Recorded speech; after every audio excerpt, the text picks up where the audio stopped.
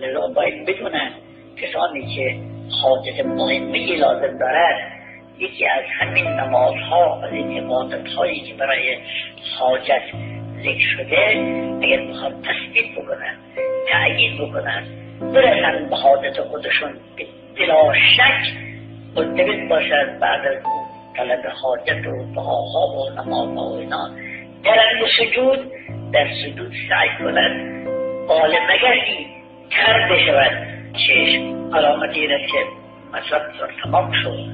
بله، چیزی که از ما عینه که ما درست صاف نیست، ما نمی‌فهمیم. ما از خدا فرض کنید خانه می‌خواهیم، خدا مصلحت نمی‌دهد برای ما خانه را که ما می‌خواهیم. چیکار می‌کنه؟ باطل می‌کنه دعای عیسی، نفع بالاتر از خانه را من می‌دهد.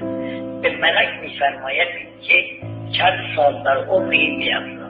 این بیچاره خیال می‌کنه که یه همه زحمت کشید، آخر اثری از خانه از دعای خودش ندید، استجاب نشد داشت. نمی‌فرمد بالاتر از استجابت این دعا را بهش دادن. این نمی‌فرمد حسن ظن به خدا باید داشته باشی، عینکت باید واسع باشد، صاف باشد، کدورت نداشته باشد.